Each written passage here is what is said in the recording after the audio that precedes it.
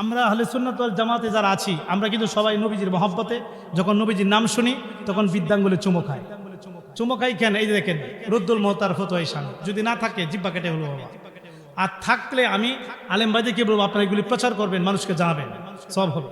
আমি চ্যালেঞ্জের মোকাবেলা কথা বলছি, কিতাব যেহেতু নিয়ে আসছে, এখানে দেখেন 68 পৃষ্ঠা ফতোয়া স্বামীর 68 পৃষ্ঠার মধ্যে এই দলিল কানা আছে। কি আছে দেখেন, আমি পড়ি, আপনারা একটু শুনুন কেন আমি বারবার বিদ্যাঙ্গুলে চুমকাই। দেখেন এখানে আমি দাগায় রাখছি, এটা কিন্তু এই কিতাবটা কিন্তু আরবি টু আরবি জেজ জবর নাই, কিন্তু শুধু নক্তা দিকে পড়তে হবে, এটা সবাই বলতে পারবেন। আরবি ব্যাকরণ অনেক জানতে হবে, নাহু সরব ফাসাকাত বালাকাত মানতাকে মশরে মেয়াতা আমেল, এই জ্ঞান তার মধ্যে থাকতে হবে, নাহলে এই এবারত পড়তে পারবে না। এটা হলো হরকতবিহীন এবারত, এটা পড়তে হলে কামিল ফাঁস লাগবে, মাস্টার্স এম এ পাস করলেও ভালো নাহু সরব পারলে পড়তে পারবে। ইস্তাহাবু আল্লামা স্বামীকে লেখেন, ইস্তাহাবু আইয়াকুলু ইনদা সামাইল উলা মিন শাহাদাতি সাল্লাল্লাহু আলাইকা ইয়া রাসূলুল্লাহ। ইনি বলতেছেন মুস্তাহাব হচ্ছে যখন তোমরা নবীজির নাম শুনবে তখন তোমরা সাল্লাল্লাহু আলাইকা ইয়া রাসূলুল্লাহ বলবে। সুবহানাল্লাহ বলো না বাবা। এরপরে ওয়া ইনদাউ সানিয়াত মিনহা, যখন দ্বিতীয়বার নবীজির নাম আযান ইকামতে কালিমাতে শুনবে, শাহাদাতি বাক্য শুনবে, তখন বলবে কুররাতু আইনি বিকা ইয়া রাসূলুল্লাহ। সুবহানাল্লাহ বলেন না বাবা। এরপরে উনি বলছেন বাদা ওয়াজিআজ জফরি ইবহামিনা আলা আইনাইনি, এবং তোমরা বিদ্যাঙ্গুলে চুমু খাবে এবং চোখে মাসে হক। সুবহানাল্লাহ বলো। যদি তোমরা বিদ্যাঙ্গুলে চুমু খাও নবীজির নাম নিয়ে, নবীর নাম শুনে তাজিমাত্তে সম্মানার্থে বিদ্যাঙ্গুলে চুমু খাওয়া চোখে মাসেও করো, লাভ হবে কি? নবী বলছেন লাম ইহুম আবাদান, তাহলে তোমাদের চোখের মধ্যে কোনো রোগ হবে না। সুবহানাল্লাহ। রোগ হবে না কেন? কয়দালাতুন ইলা জান্নাত, রোগ তো হবে না, নাই। নবীজি মহব্বতে বিদ্যাঙ্গুলে চুমু খাইলে চোখে জ্যোতি বাড়বে, চোখে কোনো রোগ হবে না, এবং কয়দালাতুন ইলা জান্নাত, যদি নিয়মিত ওই আমলটা করো আমি নবীর পিছনে পিছনে তোমরা জান্নাতে চলে যাবে। তাহলে আমরা কি আমলটা করতে চাই কি চাই না? আর কিতাবে আরো লেখা ওয়া আমালা আবু বকর বেলাল, এই আমলটা আবু বকর সিদ্দিক করছে, বেলালও করছে, এবং সুন্নতে আদম আলাইহিস সালামও করছে। চিৎকার দিয়ে সুবহানাল্লাহ। কিন্তু এগুলি বলেন না দেখি আপনারা শোনেন না। এখানে আমরা যারা বসছি আমরা কি নবী সম্মান করতে চাই কি চাই না? ও বাবা দিরা গো, ও ফরিদপুরের বাবারা একটু আওয়াজ দিয়ে আমাকে সহযোগিতা করবেন। আমি আপনাদের কাছে জানতে চাই, আমার আল্লাহ 1,24,000 মতান্তরে 2,24,000 কমবেশ নবীকে আল্লাহ দুনিয়াতে পাঠিয়েছেন। আমি জানতে চাই এই 2,24,000 কমবেশ নবীর চাইতে আমার আপনার নবীজির দাম কম না বেশি? কেমন বেশি? গভীর খেল। কোরআন শরীফ 30 পারাতে একখানা সূরা আছে, যে সূরার নাম সূরা ইনশিরাহ। সূরা ইনশিরাহর 4 নং আয়াতে আমার আল্লাহ ঘোষণা দিয়ে জানিয়ে দিলেন ওয়ারাফা'না লাকা যিকরাক।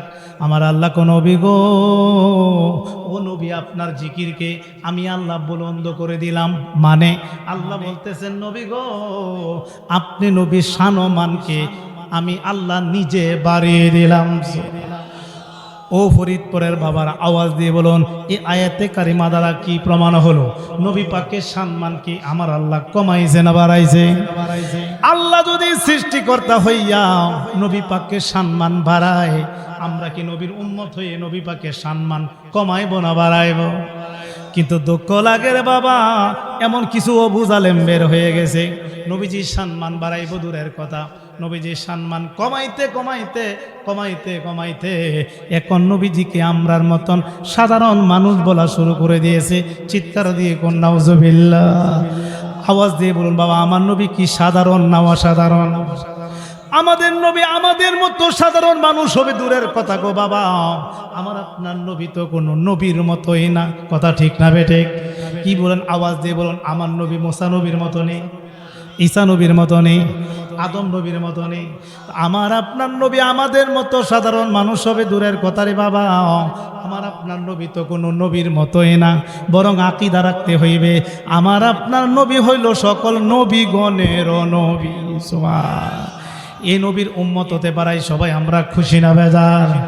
আল্লাহর রাসূলকে যখন সৃষ্টি করে বলুন, আল্লাহর রাসূলকে যখন সৃষ্টি এ আহা বন্ধু কে বন্ধু দেখেন মায়ার নজরে, বলুন বন্ধু কে বন্ধু দেখেন মায়ার নজরে। সেই নবীজির উসিলাই সব সৃষ্টি হয়েছে, বলুন সেই নবীজির উসিলাই সব সৃষ্টি হয়েছে।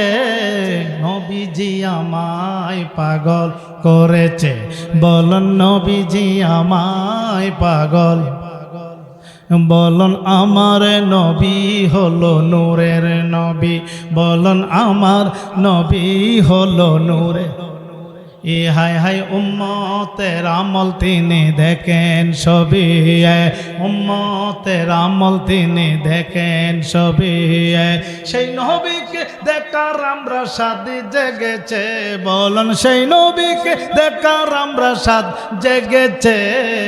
নবীজি আমায় পাগল করেছে, বলুন নবী পাগল। চিৎকার দিয়ে বলুন মারহাবা। আর জোরে বলি ইয়া রাসূলুল্লাহ, চিৎকার দিয়ে বলি ইয়া ওলি আল্লাহ। এই বাবাজি রাগো, আমার আপনার নবীর কেমন শান আল্লাহ বাড়াইছে। রাফা'না লাকা যিকরাক, এই আয়াতের তাফসীর করতেছেন জগৎ বিখ্যাত কোরআনের তাফসীর, যার নাম তাফসীরে রুহুল বায়ান।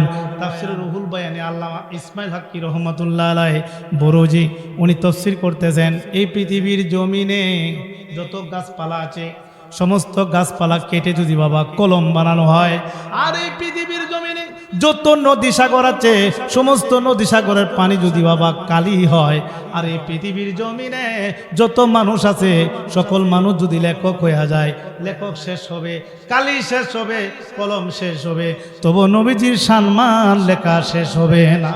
সুবহান। তাহলে এই নবীর মর্যাদা কি আমার আল্লাহ কমাইছে না বাড়াইছে? সব নবীগণ আল্লাহকে দেখতে চায়, আল্লাহ দেখা দেয় না। আর আমার আপনার নবীকে আল্লাহ দাওয়াত কইরা নিয়া মেরাজ শরীফে আমার আপনার নবীর সঙ্গে আমার আল্লাহ নিজে দেখা দিয়েছে। সুবহান। 27 বছর মেরাজ করেছে, কি বলেন ঠিক না বেটে? শুধু তা নয় বাবা, কাসায়সুল কুবরা কিতাবখানা লিখেছেন আল্লামা জালালউদ্দিন সুয়ুতি রহমাতুল্লাহ আলাইহি। যে জালালউদ্দিন সুয়ুতি রহমাতুল্লাহ আলাইহি আমার দয়াল নবীকে 75 বার স্বপ্নে পয়রা দেখছে। সুবহান।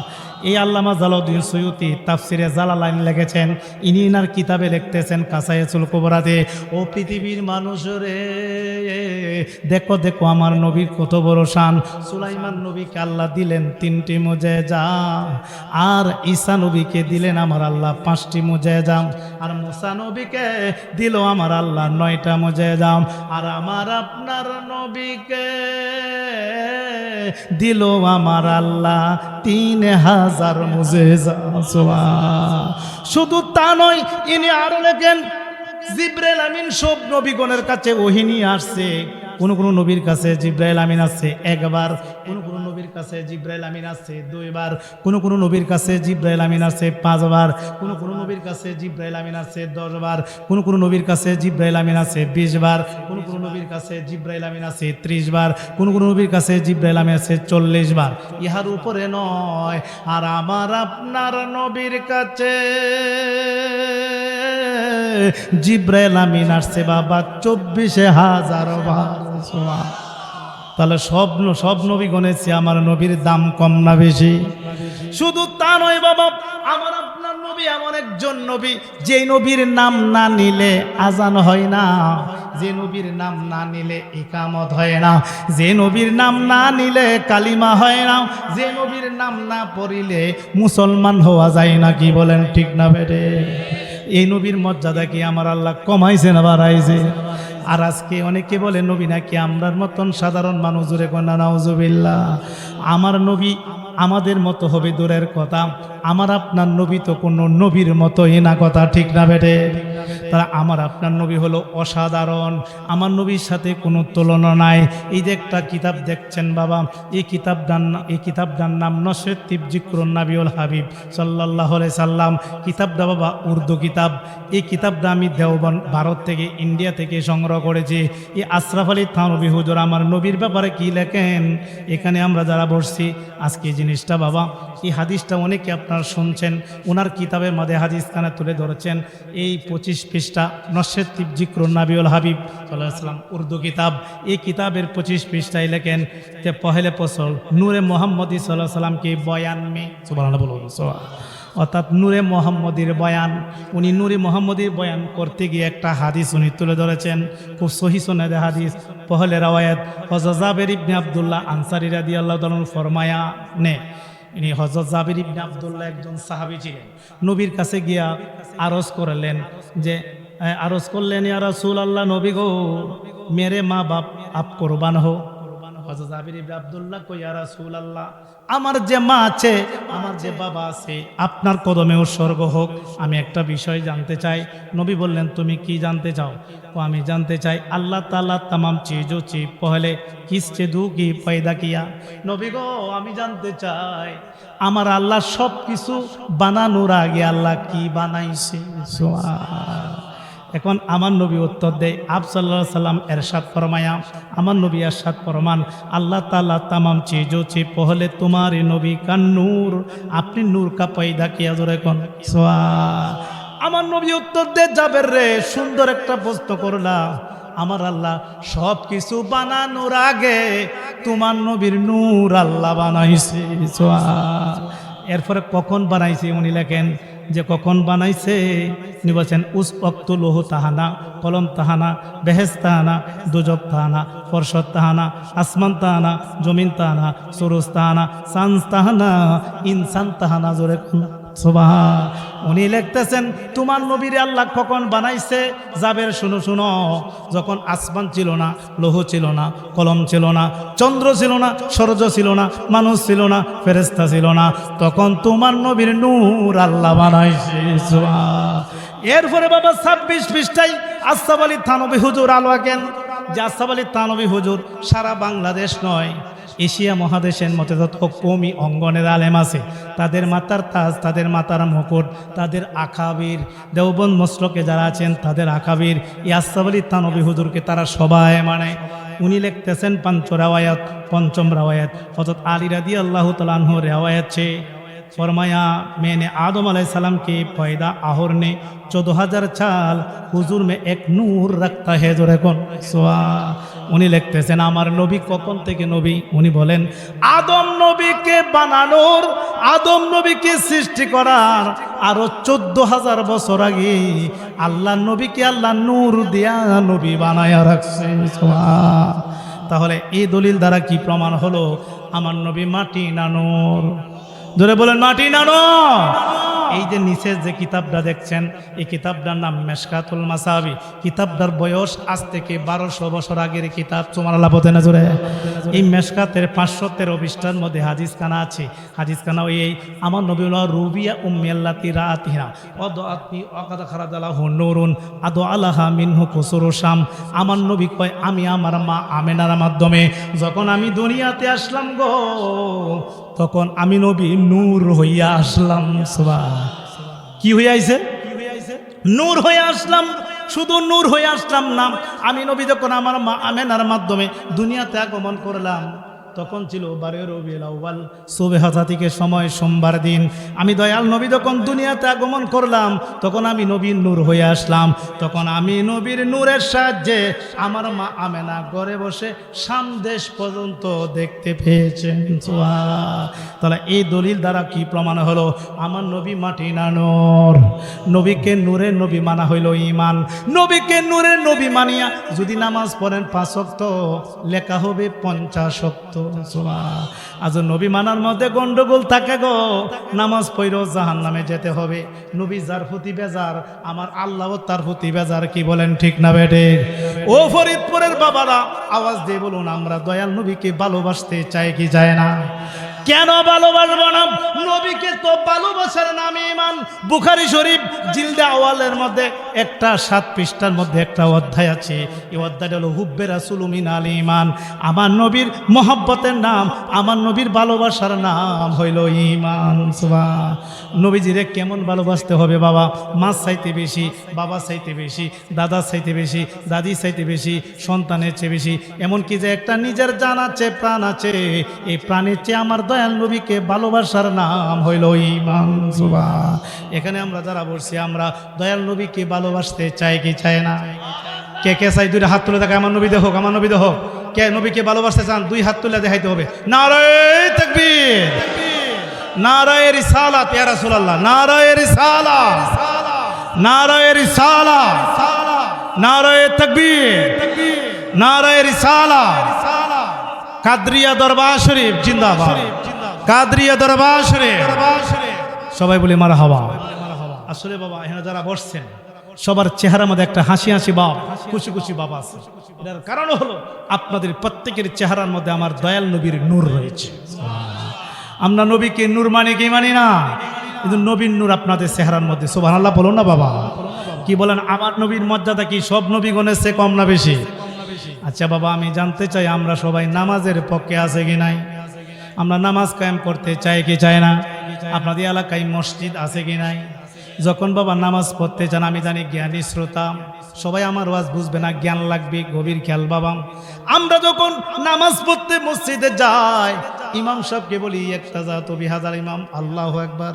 যখন তাকবীর তাহরিমা বাদি, আমি জানতে চাই এই নামাজরত অবস্থায় যখন নামাজ শুরু হয়ে গেল, এই নামাজরত অবস্থায় যদি আপনাদের এলাকায় মসজিদের মধ্যে মেম্বার সাহেব ঢুকে, তাহলে কি বলেন নামাজরত অবস্থায় মেম্বার সাহেবকে সালাম দেওয়া যাবে? কি বলেন মেম্বার সাহেবকে এই মুহূর্তে সালাম দিলে নামাজ হবে? চেয়ারম্যানকে দেওয়া যাবে না? এমপি, মন্ত্রী, রাষ্ট্রপতি, বড় হুজুর, মুফতি, মুফাসসির, শাইখুল হাদিস, যত বড় হাদিস হোক, যত বড় বাড়িওয়ালা গাড়িওয়ালা হোক, নামাজরত অবস্থায় কাউকে নামাজ সালাম দিলে নামাজ হয় না, হবে না। যত বড় মুফতি হোক, মুফাসসির হোক, নামাজরত অবস্থায় সালাম দিলে নামাজ হয় না। আর আমার আপনার নবীকে নামাজের মধ্যে সালাম না দিলে নামাজ হবে না। কথা ঠিক না বেটে? কোন মানুষের নামাজের মধ্যে সালাম দিলে নামাজ হয় না, আর নবীজির নামাজের মধ্যে সালাম না দিলে নামাজ হয় না। ও ফরিদপুরের বাবারা, আপনারা কি নামাজের মধ্যে নবীদের সালাম দেননি? কোন জায়গায়? আত্তাহিয়াতু লিল্লাহি ওয়াস সালাওয়াতু ওয়াত তাইয়্যিবাত পরে কি আসসালামু আলাইকা আইয়ুহান, এই সালামটা দেননি আপনারা? এটা কিন্তু ওয়াজিব, দিতেই হবে। যদি সালাম না দেন নামাজ হবে না। তাহলে বোঝা গেল কোন মানুষের নামাজের মধ্যে সালাম দিলে নামাজ হয় না, আর নবীজিরে সালাম না দিলে নামাজ হয় না। তাহলে বোঝা গেল আমার নবীর মতো পৃথিবীতে কেহ নাই। কি বলেন ঠিক না বেটে? আমার নবীর মতো পৃথিবীতে কেউ আছে? শুধু তা নয় বাবা, আরেকটা পয়েন্ট জেনে নেন, আরেকটা পয়েন্ট জেনে নেন। আমরা একজন আরেকজনকে সালাম দেই, আসসালামু আলাইকুম। কুম বলে কুম, কুম, আসসালামু আলাইকুম। এখানে কুম শব্দটা জমা, আরবি ব্যাকরণে নাহু সরবে কা, এটা একটা জমির, এটা ওয়াহেদ। একজনের জন্য কা, দুইজনের জন্য কুমা, তিনজন বা এর বেশি হইলে কুম ব্যবহার হয়। সুবহানাল্লাহ বলেন বাবা। এখন আমি হাবিবুর রহমান রেজভী একা, আমার তো সালাম দেওয়ার দরকার ছিল আসসালামু আলাইকা। এবার সালাম না দিয়ে আমার আপনারা সালাম দিচ্ছেন আসসালামু আলাইকুম। ফিসাবর সালাম দিচ্ছেন আসসালামু আলাইকুম। ইমাম সাহেবকে সালাম দিচ্ছেন আসসালামু আলাইকুম। কেন? একজনের জন্য তো ব্যবহার হবে কা, তিনজনের জন্য ব্যবহার হবে কুম। এখন ওনাকে তিনজনের সালাম দিচ্ছেন কেন আসসালামু আলাইকুম? কুম তো বহু বছর। এটারে ব্যাখ্যা বাবা এই মেশকাতের মধ্যে বাংছে। আমি হাবিবুর রহমান রেজভী একা ঠিকই, কিন্তু আমার কাদের মধ্যে দুইজন ফেরেশতা আছে, দুইজন সম্মানিত লেখক আছে, কেরামান কাতিবিন। একজনে নেক লেখে, আরেকজনে গুনাহ লেখে। এই দুইজন কেরামন কাতিবিন দুইজন, আমি হলাম একজন। মোট কয়জন হয়েছে? এখন আমি তিনজন, আপনারা কয়জন? একজন না তিনজন? আপনাদের কাঁধে আছে কি নাই? আপনারা কি একজন না তিনজন? এই জন্য আসসালামু আলাইকুম বহু বচন ব্যবহার হয়, কারণ দুই ফেরেশতার, আপনি একজন, তিনজন, এই জন্য কুম ব্যবহার হয়। বাবা বুঝতে হবে, অনেক তথ্য আজকে মাহফিল থেকে জানবেন যদি শেষ পর্যন্ত বসে থাকেন। আমি জানতে চাই শেষ পর্যন্ত থাকতে চান কি চান না? কে কে চান? দুটো হাত তুলে দেখাই দেখি শেষ পর্যন্ত।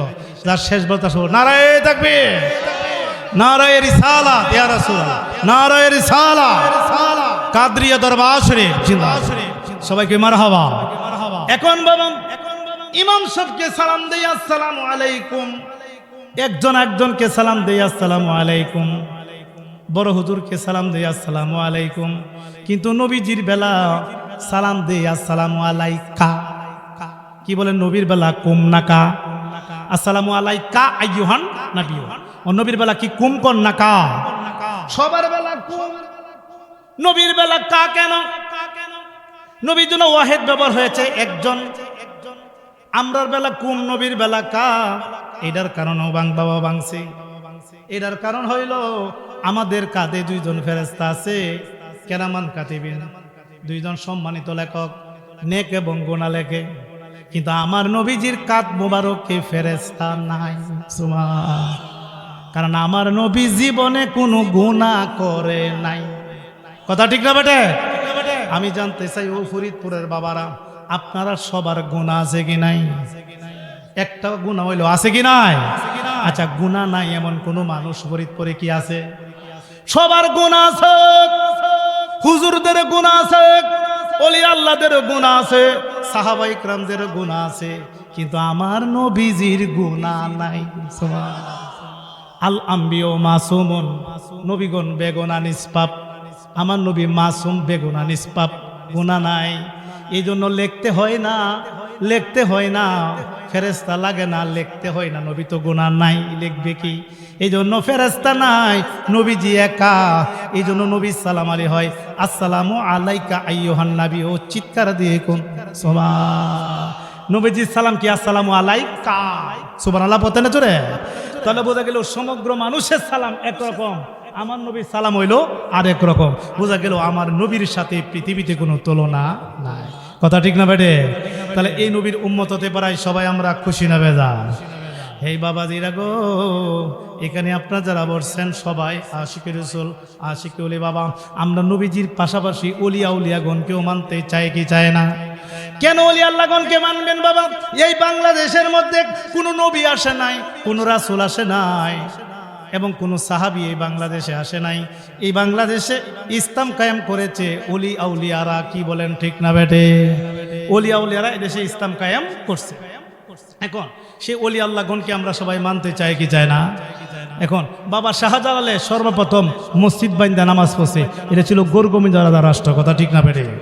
তাহলে ওলি আল্লাহ পক্ষে আমরা আছি, ওলিদেরকে অস্বীকার করার কোনো সুযোগ নাই, কারণ এই দেশ ওলি আল্লাহরা ইসলাম কায়েম করেছে। এখন বাবা এখানে যারা বসছেন, আমরা কি বাবা ওলি আল্লাহর মাজার জিয়ারত করতে চাই কি চায় না? কেন আমরা মাজার জিয়ারত করব জানেননি? মাজার জিয়ারত করা সুন্নতে রাসূল। সুবহানাল্লাহ বলুন। বলতে পারেন হুজুর এটা কি বলে? আমি হ্যাঁ, মাজার জিয়ারত, কবর জিয়ারত শুধু আমরাই করি নাই, আমার নবীও করছে। সুবহানাল্লাহ বলতে না জোরে? দলিল এই যে বাবা, এই যে কিতাবটা আপনি দেখছেন, এটা রুদ্দুল মুহতার ফতোয়ায়ে শামী, ফতোয়ায়ে শামী, রুদ্দুল মুহতার ফতোয়ায়ে শামী, জিলদে ৪০, ৩য় খণ্ড। যদি কেউ পড়তে পারেন মঞ্চে আসতে পারেন, আপনারা খুলে দেখেন। যদি না থাকে আমি আমার বিচার করবেন, আমি আর কোনো দিন মাগ ধরবো না। আর যদি থাকে তাহলে মাজার জিয়ারতের কখনো বদনাম বলবেন না। এখানে ফতোয়ায়ে শামী ৩য় খণ্ড, ৩য় খণ্ড, পৃষ্ঠা নাম্বার ১৫০। আল্লামা ইবনে আবিদিন হানাফি মাযহাবের মধ্যে সবচেয়ে প্রসিদ্ধ যে ফতোয়ার কিতাব, সেটা হলো এই ফতোয়ায়ে শামী। এই ফতোয়ায়ে শামী পৃষ্ঠা নাম্বার ১৫০। দেখেন এখানে একটা মতলবে আছে, মতলব পি জিয়ারাতুল কবর। সুবহানাল্লাহ বলো না বাবা? অর্থাৎ জিয়ারতুল কবর জিয়ারত বা মাজার জিয়ারতের দলিল। এখানে একখানা হাদিস তুলে ধরেছেন, ও আন্নান নবী সাল্লাল্লাহু আলাইহি সাল্লাম কানা ইয়াতি কুবুরা আশ-শুহাদাই বি উহুদি আলার রাসি কুল্লা হাউলিন ফায়াকুলু আসসালামু আলাইকুম। চিৎকার দেখুন সুবহান। এই হাদিসের অর্থ হলো আমার দয়াল নবী প্রতি বছর উহুদের ময়দানে যারা শহীদ হয়েছে তাদের মাজার জিয়ারত করেছেন। সুবহানাল্লাহ বলেন না বাবা? এবং মাজার জিয়ারত করেন নাই, এখানে ফায়াকুলু আসসালামু আলাইকুম, এমনকি আমার দয়াল নবী সালামও জানাইছেন। সুবহান। এই জন্য আমরা কিন্তু কবরবাসীর গিয়ে সালাম জানাই। সালাম জানানো সুন্নতে রাসূল, আমার দয়াল নবী সালাম জানাইছেন কবরবাসীর। এই জন্য আমরা কি কবরবাসীর সালাম জানাই কি জানাই না বাবা? আসসালামু আলাইকুম হালাল কবুর। আমার দয়াল নবী এই যে উহুদের ময়দানে যারা শহীদ হয়েছে তাদের মাজার জিয়ারত করেছেন এবং তাদেরকে সালামও জানাইছেন। সুবহানাল্লাহ বলেন না বাবা? তাহলে মাজার জিয়ারত নাজায়েজ না জায়েজ? মাজার জিয়ারত জায়েজ। নবী বলছে তোমরা মাজার জিয়ারত করো। মাজার জিয়ারত করলে কবরের কথা স্মরণ হয়, চিৎকার দিয়ে কর। মাজার মানে কবর, এখানে জিয়ারত আমরা করব, শরীয়ত বিরোধী কোনো কাজ আমরা করব না। আমরা সবাই শরীয়তের পক্ষে, কথা ঠিক না বেঠিক? এখানে বাবা আপনারা যারা বসছেন সরাসরি কোরআন কিতাব থেকে আলোচনা হচ্ছে। কেন আমরা ওলি আল্লাহর মাজারে যাই? ওলি আল্লাহর মাজারে গেলে বরকত মিলে, ওলি আল্লাহর মাজারে গেলে আমরা বরকত পাওয়া যায়, ওলি আল্লাহর মাজারে গেলে দোয়া কবুল হয়, ওলি আল্লাহর মাজারে গেলে মুসিবত দূর হইয়া যায়। বলতে পারে হুজুর দলিল আছে নি? হ্যাঁ, দলিল ছাড়া কথা বলে, একটা দরবার শরীফ। আজকে এখান থেকে বাবা যাই না যান, কেন আমরা ওলিদের মাজারে যাই? ওলি আল্লাহর মাজারে গিয়ে দোয়া করলে দোয়া কবুল হয়। ওলি আল্লাহর মাজারে গিয়ে যদি কেউ মাজারে যায় বরকত পায়। ওলি আল্লাহর মাজারে গেলে তার মুসিবত দূর হয়। সুবহানাল্লাহ বলতে না রে বাবা? এই যে কিতাব আমার হাতে, রুদ্দুল মুহতার ফতোয়া ইসলামী, পৃথিবীর মধ্যে সবচেয়ে বড় ফতোয়ার কিতাব, হানাফি মাযহাবের প্রসিদ্ধ কিতাব। যত হানাফি মাযহাবের যত মুফতি ফকি আছে সবাই কিতাব থেকে দলিল দেন। এই কিতাবের জিলদে আওয়াল মানে প্রথম খণ্ড মুকাদ্দমার মধ্যে হাদিস খানা তুলে ধরেছেন আল্লামা ইবনে আবিদিন শামী রহমাতুল্লাহ আলাইহি। পৃষ্ঠা নাম্বার হলো 149। দূরে কোন কত? 149। আপনার কি কষ্ট হচ্ছে বাবা? সরাসরি দলিল ভিত্তিক আলোচনা হচ্ছে। 149 পৃষ্ঠা দেখেন, দাগায়া রাখছি। এদিন আমার আঙ্গুলের কোনা দেখতে হাজার দাগাইলা, এখানে দাগাইল আছে, আমি পড়ি হাদিসটা আপনার পড়েন। ক্বালা ইন্নী লা আতাবাররাকা বি আবি হানিফা ওয়াজিজু ইলাল কাবার। সুবহানাল্লাহ বলো না বাবা? ইমাম শাফি কয়, শাফিরে চিনেননি বাবা? আমি এখানে যারা বসছেন আওয়াজ দিয়ে বলুন, আমরা মাযহাব মানে কি মানি না? আমাদের মাযহাবের নাম কি? হানাফি। যারা বলুন কি মাযহাব? আপনাদের মাযহাবের নাম কি? হানাফি। আরো 3টা মাযহাব আছে না? হানাফি, শাফি, মালিকি, হাম্বলি। 4 মাযহাব সঠিক। 4 মাযহাব মানা হলো ওয়াজিব, কিন্তু অনুসরণ করতে হবে একটাকে। সুবহানাল্লাহ বলো না বাবা? আমরা হানাফি মাযহাবকে অনুসরণ করি। এখন হানাফি মাযহাবের পরে একটা শাফি মাযহাব, উনিও আল্লাহর ওলি, উনার মাযহাব সত্য, বিশ্বাস করতে হবে। কারণ 4 জন মাযহাবের ইমাম আওলাদে রাসূল এবং সবাই আল্লাহর ওলি। এই ইমাম শাফি রহমাতুল্লাহ উনি বলতেছেন, ওয়ালা ইমাম শাফি ইন্নী লা আতাবাররাকা বি আবি হানিফা ওয়াজিদু ইলাল কাবারি। ইমাম শাফি কয়, আমি আবু হানিফার মাজার থেকে বরকত হাসিল করি। কি হাসিল করে? তাহলে ওলি আল্লাহর মাজারে কি গজব না বরকত? উনি বলতেছেন আমি ওলি আল্লাহর, আমি আবু হানিফার মাজার থেকে বরকত হাসিল করি। ফাইজা আরাদাত লি হাজরাত, যখন আমার মধ্যে কোনো মুসিবত আসে। ইমাম শাফি কয়, যখন আমার মধ্যে কোনো মুসিবত আসে, কোনো বিপদ আসে, সাল্লাইতু রাকাতাইনি, তখন আমি আবু হানিফার মাজারে চলে যাই, গিয়ে আমি 2 রাকাত নফল নামাজ পড়ি। সুবহানাল্লাহ বলতে না বাবা? 2 রাকাত নফল নামাজ পড়ে ওয়াসালতুল্লাহি তাআলা, আমি আল্লাহ পাকের কাছে প্রার্থনা করি, দোয়া করি। সুবহানাল্লাহ বলতে না? আল্লাহর কাছে যখন দোয়া করি, আল্লাহ পাকে প্রার্থনা করি, ফাতাখদিউ সারিয়ান, তখন আমার মনের আকাঙ্ক্ষা, মনের বাসনা, এমনকি আমার দোয়া কবুল হইয়া যায়।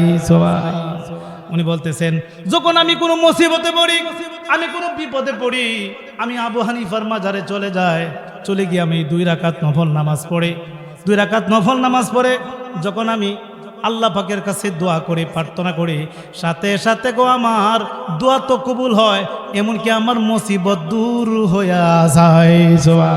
তাহলে এই কোল থেকে কি প্রমাণিত হইল?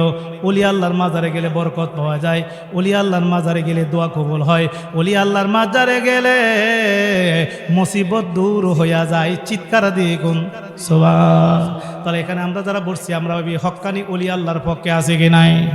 ধরে কোন আছে কি নাই? মন্দ বলবেন না, বদনাম বলবেন না। ওলি আল্লাহর ব্যাপারে কোরআনে অনেক আয়াত আছে, এখানে আলেম ওলামারা আছে, বুঝতে হবে।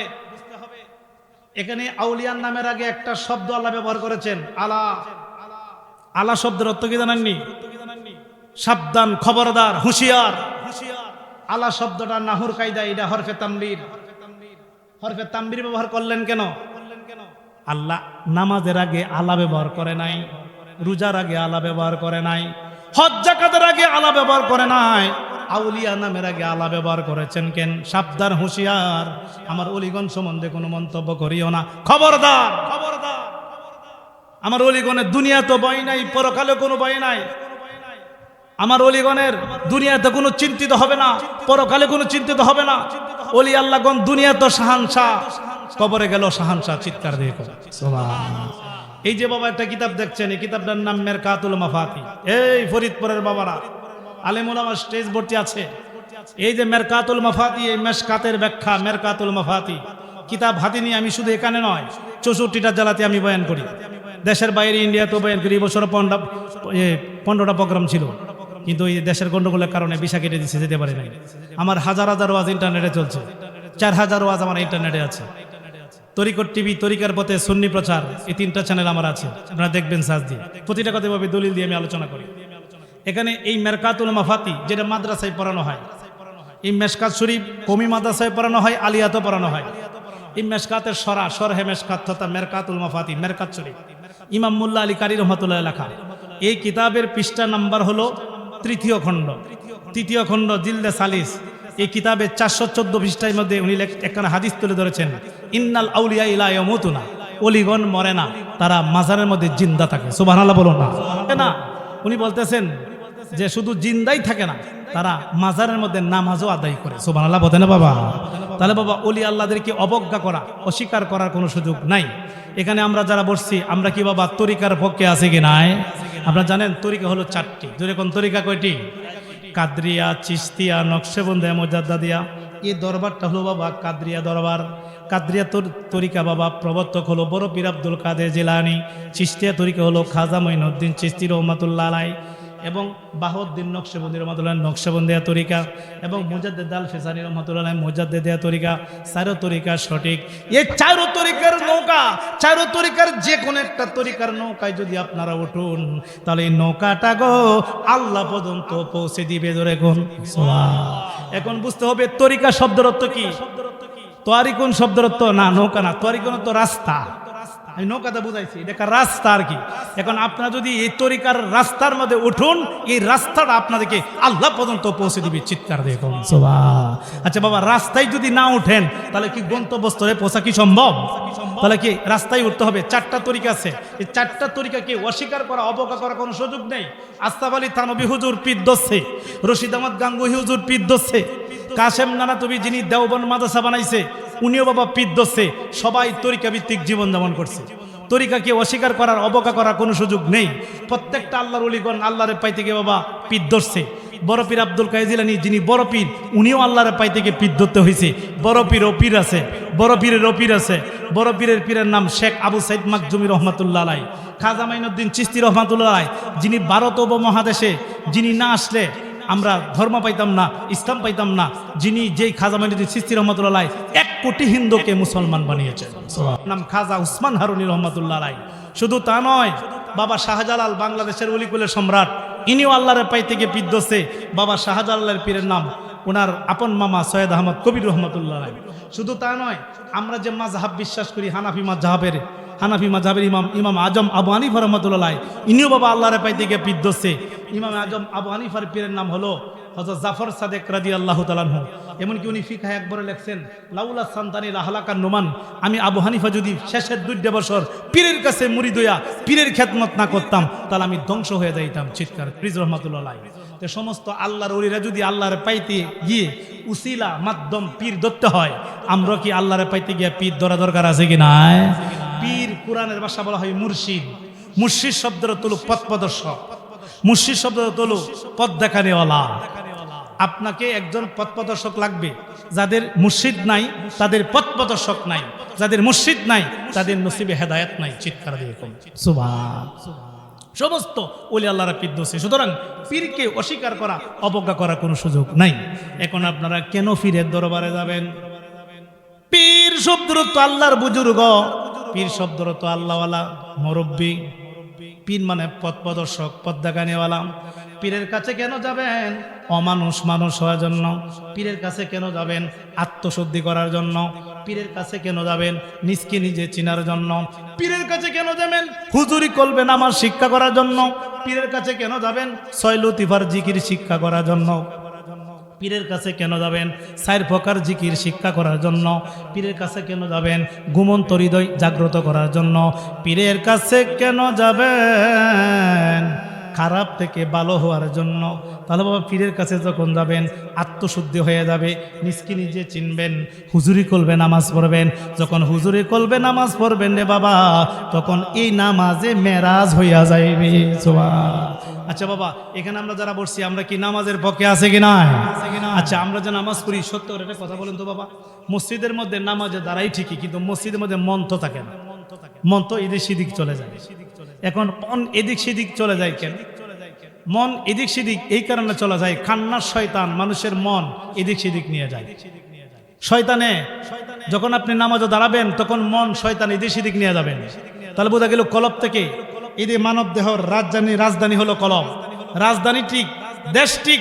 বাংলাদেশের রাজধানী ঢাকা, ঢাকা ঠিক, দেশ ঠিক। ঢাকা অচল, বাংলাদেশ অচল। ঠিক আপনার আমার দেহ রাজ্যের রাজধানী হলো কলব।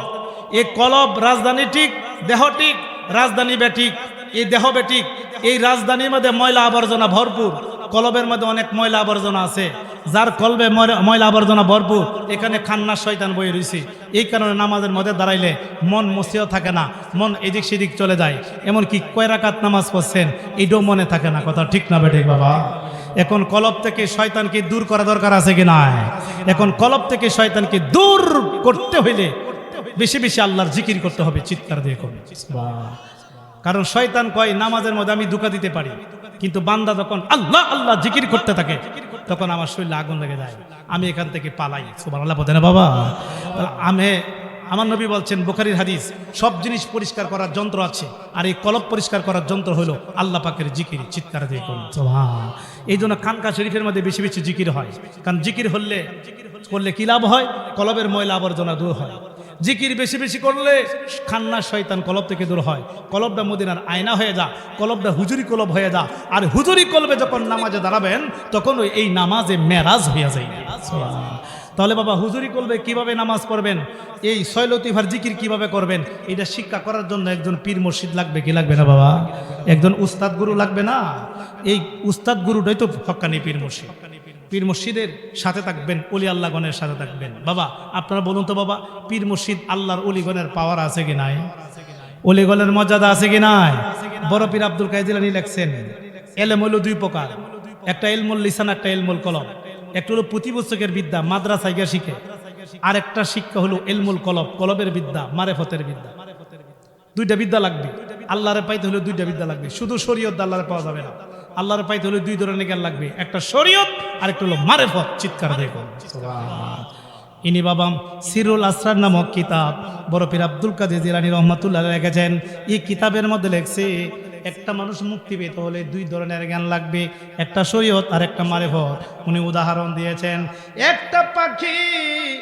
একটা পাখির শত্রু হলো শিয়াল। এই শিয়ালটা পাখিটারে খাইতে আসছে। এখন পাখিটার দুইটা ডানা থাকে, একটা ডানা যদি ভাঙ্গা থাকে, আওয়াজ দিয়ে বলুন, একটা পাখা যদি ভাঙ্গা থাকে, নষ্ট থাকে, আর একটা পাখা দিয়া কি শিয়ালের কাছ থেকে পাখিটা বাঁচতে পারবে? পাখিটা শিয়ালের কাছ থেকে বাঁচতে হলে দুইটা পাখা লাগবে। গাউস পাক আব্দুল কাদের জিলানী উনি লেখেন, ও পৃথিবীর মানুষ রে, যেমন একটা পাখির, একটা পশু, একটা শিয়ালের কাছ থেকে বাঁচতে যেমন দুইটা পাখা লাগে, দুইটা পাখা ছাড়া যেমন তার শত্রু শিয়ালের কাছ থেকে বাঁচতে পারে না। আমরা মানুষের প্রকাশ্য শত্রু হলো শয়তান। এই শয়তানের কাছ থেকে বাঁচতে হইলে দুই ধরনের জ্ঞান লাগবে, একটা হলো শরীয়ত আর একটা হলো মারেফত। এই দুই ধরনের জ্ঞান ছাড়া খান্না শয়তান থেকে বাঁচা যাবে না। জোরে জোরে কোন সুবহান। তাহলে আমরা শরীয়তের পাশাপাশি মারেফতের জ্ঞান অর্জন করা দরকার আছে কি নাই? এই শরীয়তের জ্ঞান স্কুল মাদ্রাসায় পাওয়া যায়, মারেফতের জ্ঞান স্কুল মাদ্রাসায় পাওয়া যায় না। মারেফতের জ্ঞান নিতে হইলে হক্কানি পীর মুর্শিদের দরবারে ভর্তি হইতে হবে, ওদের কাছে মুরিদ হইতে হবে। হইলে খানকা শরীফের মধ্যে মারেফতের জ্ঞান আপনাদেরকে দিবে। তখন শরীয়তের ইবাদত এবং মারেফতের ইবাদত, দুই ইবাদত যখন শুরু করে দিবেন তখন ইবাদতের পূর্ণতা লাভ হবে। জোরে জোরে কোন সুবহান। বলুন তো বাবা, আল্লাহর ওলিদের পাওয়ার আছে কি নাই? পাওয়ার দিছে কে? বড় পীর আব্দুল কাদের জিলানী রহমাতুল্লাহ। এটা কাদরিয়া দরবার শরীফ বাবা। বড় পীর আব্দুল কাদের জিলানী রহমাতুল্লাহ বয়স যখন 7 বছর, জোরে কোন কত? উনার বয়স যখন 7 বছর, উনার আব্বার নাম ছিল আবু সালেহ জঙ্গি মুসা রহমাতুল্লাহ আলাইহি, উনার আম্মার নাম ছিল উম্মুল খায়ের ফাতেমা। তখন দুই স্বামী স্ত্রী বসিয়া মিটিং করতেছেন। মা বড় পীরের বাবারে বলতেছেন, স্বামী গো, আমার ছেলে আব্দুল কাদের জিলানীর বয়স তো 7 বছর হয়ে গেল। এখন আমার ছেলেরে তো একটু ভালো করে শিক্ষা দেওয়া দরকার, কোরআন শরীফটা শিক্ষা করা দরকার। ঠিকই, খুব বয়স যেহেতু 7 বছর হয়ে গেছে। বড় পীরের আব্বা আবু সালেহ জঙ্গি মুসা কয়, ঠিক আছে, আজকে তারা আমি মক্তবে ভর্তি করাইয়া দিব। বড় পীরকে বলেন, আব্দুল কাদের জি, আব্দুল কাদের তুমি রেডি হয়ে দাও। ও কোথায় নেবেন? ও তোমারে আমি মক্তবে ভর্তি করাবো। তারে বাবা নিয়ে গেলেন মক্তবে। বড় পীরের জীবনী নামক কিতাবে 3টা জীবনী আমার কাছে আছে। 3টা জীবনীর মধ্যে ঘটনাটি তুলে ধরেছেন। এই বড় পীর আব্দুল কাদের জিলানীরা বাবা মাদ্রাসায় নিয়ে গেলেন, ফুরকানিয়া মাদ্রাসায় মক্তবে ভর্তি করাইয়া দিলেন। ভর্তি করানোর পরে হুজুরকে ডাক দিলেন, হুজুর গো, আমার ছেলে আব্দুল কাদের জিলানী কোনোদিন মক্তবে আসে নাই, আজকের জীবনের প্রথম আসছে, আমার ছেলের একটু ভালো করে পড়ায়েন। আচ্ছা। এই মুহূর্তে বড় পীরকে কাছে ডাকে নিয়ে হুজুর কাছে ডেকে নিয়ে বললেন, হে আব্দুল কাদের জি, তুমি কোনোদিন মক্তবে আসছো নি? জি না। আমার জীবনের প্রথম আসছি মক্তবে। যদি প্রথম আসো তাহলে তুমি প্রথম থেকে পড়ো। হুজুর কোন জায়গাতে পড়তাম? তুমি এই কায়দাতে পড়ো। আচ্ছা হুজুর সবক দিন। তখন কায়দাতে সবক দিলেন, পড়ো বিসমিল্লাহির রহমানির রহিম আলিফ বা তা সা। বড় পীর বলে জিম হা খা দাল জাল। সুবহানাল্লাহ। সবক দিল এক জায়গাতে, বড় পীর পড়লো আরেক জায়গাতে। সুবহানাল্লাহ।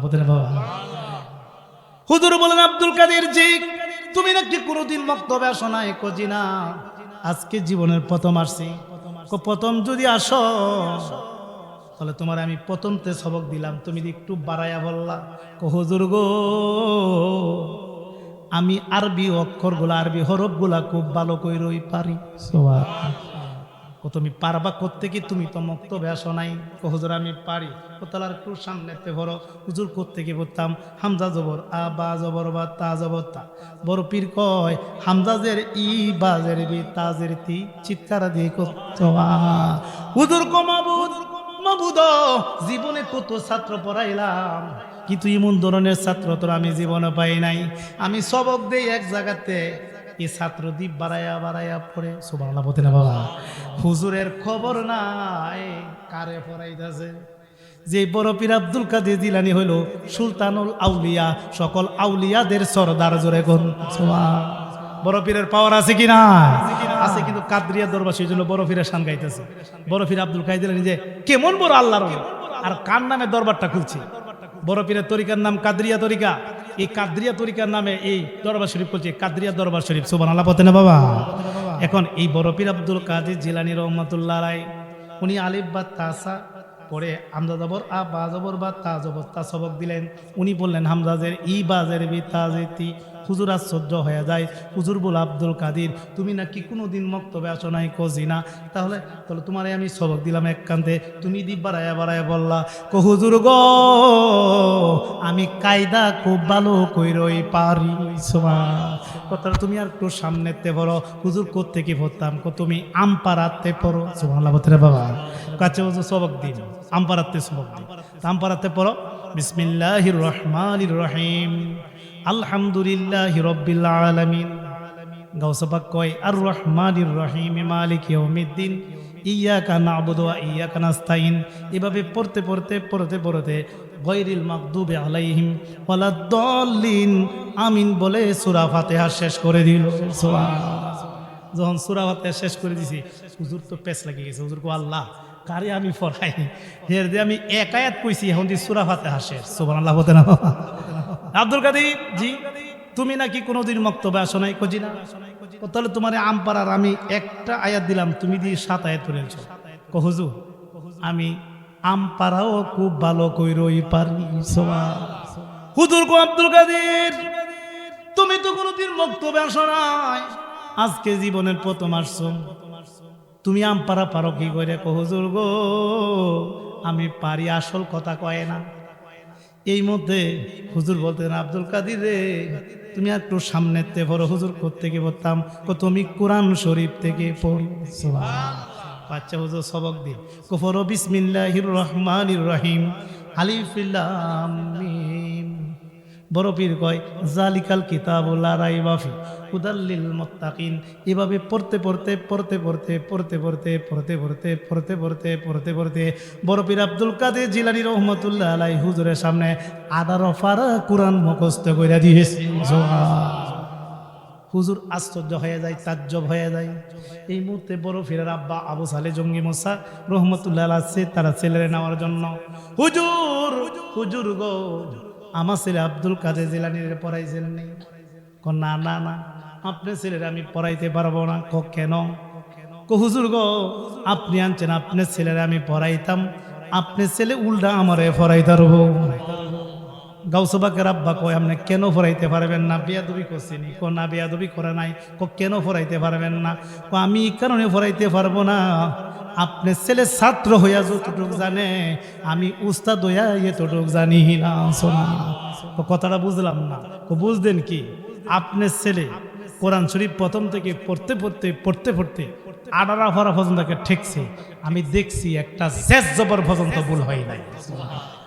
আচ্ছা এই মুহূর্তে বলুন তো তার বাবা এই কথা শুনিয়া খুশি না বেজার? আমরা কি কষ্ট হইতেছে বাবা? যারা বসছেন আমরা কি ওলি আল্লাহর পক্ষে আছে কি নাই? কারামত আউলিয়া হাক্কুন, ওলি আল্লাহর কারামত সত্য। আকায়েদুন নসবী যে কিতাবটা টাইটেল কাছে পড়ানো হয়, আকায়েদুন নসবিয়া কিতাবের মধ্যে লিখছেন যে কারামত আউলিয়া হাক্কুন, ওলি আল্লাহর কারামত সত্য। কারামত কি? নবীগণকে আল্লাহ দিয়েছেন মুজাজা, আর ওলিগণকে দিয়েছেন কারামত। কারামত কাকে বলে? আমাদের জন্য যাহা অসম্ভব একজন আল্লাহর ওলির জন্য সম্ভব, এই অসম্ভবকে সম্ভব করা, এটাই কারামত। চিৎকার দিয়ে বাবা শাহজালাল এমিনি মুজারাদি রহমাতুল্লাহ জায়নামাজের মুসল্লা বিছাইয়া সুরবা নদী পারিয়ে ঘুষি। সুবহানাল্লাহ বলেন বাবা। আমরা কি পার হইতে পারবো? কিন্তু জায়নামাজের মুসল্লা হয়ে গেছে নৌকার মতো, মুসল্লা পার করে দিছে, এটাই কারামত। তার মানে কারামত বড় পীর আব্দুল কাদের জিলানী মৃতকে জিন্দা করে ফেলছেন। সুবহানাল্লাহ বলেন বাবা। এটা হলো কারামত। এই বড় পীর 18 পারা কোরআন মুখস্থ করে দিছে। হুজুর আশ্চর্য হয়ে যায়। হুজুর বলল হাই কি দেখাইল? বড় পীরের আব্বা বড় পীরে কোলে নিয়া কফলের মধ্যে চুমা খায়, 2 গালে চুমা খায়, বড় পীরের বুকের মধ্যে জড়াইয়া মাবুদ ও মাবুদ তোমার দরবারে লাখ কোটি শুকরিয়া গো আল্লাহ, তুমি আমার ঘরে আল্লাহ কি দিলা গো আল্লাহ। এটা তো সাধারণ মানুষ আমার ঘরে জন্ম দেওয়া নাই, আমার ঘরে দেখা যা সমস্ত অলিকুলের সর্দার তুমি আমার দান করেছো। তাহলে সমস্ত অলি আল্লাহ সর্দার তুমি আমার দান করেছো। তাহলে তার বাবা খুশি না বেজার? এখন বড় পীরের আম্মার কাছে নিয়ে গেলাম, নিয়ে বড় পীরের আম্মার কাছে ঘটনাটা খুলে বললেন। বলার পরে বড় পীরের আম্মা এই ঘটনা শুনিয়া বলুন তো বড় পীরের আম্মা খুশি না বেজার? বড় পীরের আম্মা বড় পীরে কুলে নিলেন, কুলে নিয়ে কপালে চুমা খায়, 2 গালে চুমা খায়া তখন বাবা সেজদা দিছে মাটিতে। সে দেখো আল্লাহ তুমি আমার ঘরে, আল্লাহ সাধারণ সন্তান তো আমার ঘরে জন্ম দেওয়া নাই, তুমি তো দেখা যা আমার ঘরে সমস্ত অলিদের সর্দার তুমি আমার দান করেছো, তোমার কাছে লাখ কোটি শুকরিয়া। চিৎকার দিয়ে কোন বাবা রে একটা কথা জানতে চাই, একটু বলো তো বাবা, তুমি ছোট মানুষ, বয়স মাত্র 7, তুমি এই 18 পারা কোরআন মুখস্থ করলা কবে থেকে? সুবহানাল্লাহ জোরে বলতেন একটু। এই কথাটা তার মা জানতে চাই। বড় পীর মুস্কি মুস্কি হাসতেছে। বাবা হাসো কেন? একটু বলো না, তুমি 18 পারা কোরআন কবে মুখস্থ করলো? মা মা মা জননী বাহাজাতুল আসরার নামক কিতাব আমি আদমের কাছে আছে। বাহাজাতুল আসরার কিতাবটা আজ থেকে প্রায় 500 বছর আগের। সুবহানাল্লাহ বলুন। এটা সহিহ সনদ দিয়ে হতো, ঘটনাটি বর্ণনা আছে। বাহাজাতুল আসরার বড় পীর আব্দুল কাদের জিলানীর সবচেয়ে বড় জীবনীমূলক কিতাব। এই কিতাবের মধ্যে লিখতেছেন বড় পীরের আম্মা জিজ্ঞেস করে, ও আব্দুল কাদের জিলানী তুমি 18 পারা কোরআন মুখস্থ কবে করলা? এই মুহূর্তে বড় পীর আব্দুল কাদের জিলানী কো মা জননী আপনি তো ছিলেন 18 পারা কোরআনের হাফেজা, আপনি আমাকে গর্বে করে, আমি যখন আপনার পেটের ভিতর ছিলাম আপনি বারবার কোরআন শরীফ তালাওয়াত করতেন, কিছুদিন পর পর আপনি 18 পারা কোরআন বারবার পড়তেন। আমি আপনার পেটের ভিতর তাকিয়া শুনে শুনে আমি 18 পারা কোরআন মুখস্থ করে ফেলেছি। বড় পীর আব্দুল কাদের জিলানী এই কিতাবে আরো আছে, উনি মায়ের পেটের ভিতর তাকিয়া রমজানের 7 দিকে রোজা রাখছে। সুবহানাল্লাহ বলেন না বাবা। বড় পীর যেদিন দুনিয়াতে আসেন জানেন বড় পীর আব্দুল কাদের জিলানী কোন দিন আসছে? বড় পীর আব্দুল কাদের জিলানী যেদিন আসছে এই দিন ছিল রমজানের 1ম তারিখ, অর্থাৎ পহেলা রমজান। সুবহানাল্লাহ বলেন না জোরে। এই দিন আকাশের অবস্থা ভালো ছিল না, চন্দ্র দেখা গেছে, কিন্তু বড় পীর আব্দুল কাদের যে দুনিয়াতে আসছে উনি তো ফেরা ভিতরে থেকে সাদ দেখেছে। উনি দুনিয়াতে আসার পরে মা দুধ পান করে না, কিতাবে লেখা তার বাহদাতুল আসরার নামক কিতাবে এবং তাফরিহুল কাতির মানাকিবে আব্দুল কাদের জিলানী কিতাবে লেখা। উনি যখন দুনিয়াতে আগমন করলেন তখন উনি মার দুধ পান করেন। মা তো চিৎকার দিতে শুরু করলেন, আল্লাহ আমার ছেলে আব্দুল কাদের মারা যায়, আজকে দুনিয়াতে আসলো কিন্তু দুধ তো পান করে না। সারাদিন গেল দুধ পান করে নাই। মাগরিবের আযান যখন দিল রে বাবা, তখন মায়ের দুধ পান করতে লাগলেন। জোরে কোন সুবহানাল্লাহ। এই মুহূর্তে গায়েব দেওয়া যাইছে, মা জননী আমি কেন দুধ পান করি নাই, কারণ আজকে আমি সারাদিন রোজা রেখেছিলাম। সুবহানাল্লাহ। এটা তো আল্লাহর ওলি, এটা তো কারামত। হ্যাঁ, বড় পীর আব্দুল কাদের যিনি দুনিয়াতে আসছেন এই দিন 1100 শিশু জন্ম নিয়েছিল জিলান শহরে। এই বড় পীরের উসিলায় এই 1100 শিশুকে আল্লাহর ওলি বানিয়ে দিয়েছে। তো এই বড় পীর আব্দুল কাদের জিলানীর পাওয়ার আছে কি নাই? এই বড় পীরের তরিকা এই কাদরিয়া, এই কাদরিয়া তরিকার দরবার হলো এটা। বাবা তরিকতে আসেন যদি অমানুষ মানুষ হতে চান।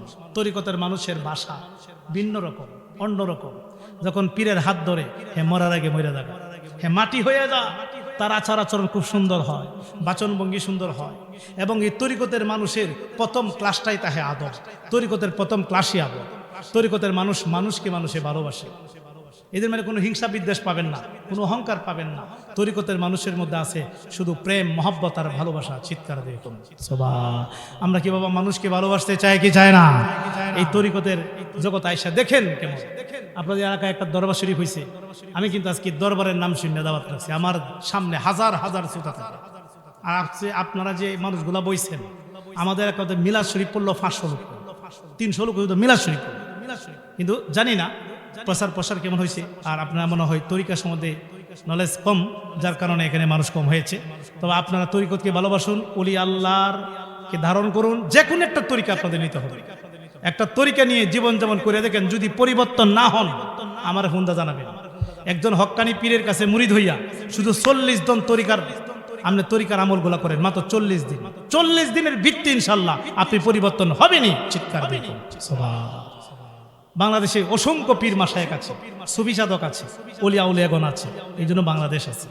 আপনি এই যে দরবারে গিয়ে দেখুন, খুব আদব ভক্তি শ্রদ্ধা। তবে হ্যাঁ, একটা কথা বলুন, ওলি আল্লাহর মাজারে যদি শরীয়ত বিরোধী কোনো কাজ হয়, শরীয়ত গর্হিত কোনো কাজ হয়, এইটার পক্ষে আমরা নাই। কথা ঠিক না বেঠিক? কি কোন ওলি আল্লাহর মাজারে অনেকে অপবাদ দেয় যে ওলি আল্লাহর মাজারে গাঁজা খায়। আমি বাংলাদেশের 64 জেলাতে ওয়াজ করি, ইন্ডিয়ার 40 জেলাতে ওয়াজ করি। আমি খাজা মাইনুদ্দিন চিশতি রহমাতুল্লাহ দরবার আমি 2 বার সিল্লা করেছি, 3 দিন করে। খাজা বাবার মাজারের ভিতরে গাঁজা কাবি দূরের কথা, একটা বিড়ি পর্যন্ত নাই। বিড়ি কাবি দূরের কথা, খাজা বাবার এরিয়ার ভিতরে মানুষ উজু ছাড়া প্রবেশে করে না। চিৎকার দিয়ে করুন সুবহানাল্লাহ। আপনি বাবা শাহজালালের যান, আমি কদিন পরপরই বাবা শাহজালালের মাজারে জিয়ারত করি। মাজারের ভিতরে গাঁজা কাবি দূরের কথা, একটা বিড়ি পর্যন্ত খাইতে পারবে না। মাজারটা হলো পাহাড়ের উপরে, এখানে উজু ছাড়া কি প্রবেশে করে না। হ্যাঁ, গাঁজা খাইতে পারে, এটা অনেক দূরে, এটা পাগল ডাকে, পাগল, এটা বেন্ডিফে। পাগলটা তো শরীয়তের গন্ডির বাইরে। এরা গাঁজা খাওয়াই কি, ডেইনের ময়লা খাওয়াই কি, এটা পাল্লা লেঙ্গে। পাগল তো শরীয়তের ভিতরে। শরীয়তপন্থী যারা আমরা আছি, যারা জ্ঞানী মানুষ, বুদ্ধিমান মানুষ, যাদের জ্ঞান বুদ্ধি আছে, এরা কখনো গাঁজা খাবে না, কখনো গাঁজা খায় না। এমনকি ওলি আল্লাহর দরবারে এরা পাক পবিত্র হয়ে যায়, পাক পবিত্র হয়ে বের হয়। গাঁজা খাবি দূর কথা, একটা বিড়ি পর্যন্ত দেখি নাই। হ্যাঁ, যদি কেউ গাঁজা খায়, এটা সম্পূর্ণ নাজায়েজ এবং নিষেধ, এগুলি খাওয়া যাবে না। আমরা মাজার শরীফ হলো পবিত্র স্থান, এটা হলো জিয়ারতের স্থান। জিয়ারতের মাজার শব্দের বাংলাই হলো জিয়ারতের স্থান। চিৎকার দিয়ে এই মাজার শরীফ আমরা পবিত্র রাখছি। আজকে এখানে আসছি, খুব ভালো লাগছে। এখানে শরীয়তের পাবন্দি আছে, এখানে কখনো শরীয়ত বিরোধী কিছু দেখলাম না, সব শরীয়তের পক্ষে। আলহামদুলিল্লাহ, এই দরবার আরো এগিয়ে যাক, আমরা চাই। কি বলেন আপনারা, কি এই দরবারের সাথে ভালোবাসা রাখবেন কি রাখবেন না? বাবা আপনারা কি সবাই এই দরবারের সাথে থাকতে চান কি চান না? 2টা হাত তুলে দেখায়, আমার আল্লাহ কবুল করুক। নারায়ে তাকবীর, নারায়ে রিসালাত, সবাইকে মারহাবা। এখানে আমি নারায়ে রিসালাত দিচ্ছি কেন জানেন? শুধু আমরা আল্লাহরে ডাকলে আল্লাহ খুশি হবে। আল্লাহ বলতেছে, আমি আল্লাহরে খুশি করতে হলে আমার নবীরে খুশি কর। আমার নবীজিরে ভালোবাসলে আমি আল্লাহ খুশি হয়ে যাব। চিৎকার দিয়ে করুন সুবহানাল্লাহ। আমরা আল্লাহর পাশাপাশি নবীকেও ভালোবাসতে চাই কি চাই না? এখানে নারায়ে তাকবীর, আল্লাহু আকবার, এটা তাওহীদ। নারায়ে রিসালাত, ইয়া রাসূলুল্লাহ, এটা রিসালাত। তাওহীদও মানতে হবে, রিসালাতও মানতে হবে।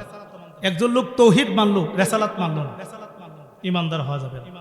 এই মুহূর্তে একজন হিন্দু লোক আইলো মুসলমান হওয়া যায়, বলুন তো ফরিদপুরের বাবারা, হিন্দু লোকটা মুসলমান হতে আইসে, আমি তো তারে বলি, ও হিন্দু ভাই তুমি যে মুসলমান হতে আইসো, তুমি এক কাজ করো, পড়ো লা ইলাহা ইল্লাল্লাহ, তুমি পড়ো লা ইলাহা ইল্লাল্লাহ, আল্লাহ ছাড়া কোনো মাবুদ নাই।